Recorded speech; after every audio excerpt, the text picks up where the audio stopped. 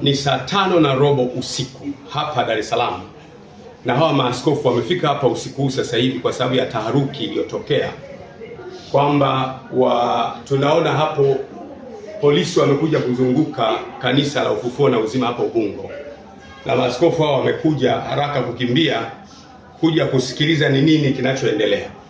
Of course hata mimi mwenyewe sijajua kinachoendelea, lakini naona hapo nje kuna defender za polisi kama 3 hivi wamekuja kuzunguka kanisa. Hatujajua nini kinaendelea. Kwa hiyo tunataka maaskofu wenzetu wote na wachungaji wetu wote na waumini wetu wote mjue kwamba usiku huu saa 5 sasa hivi tarehe ngapi leo?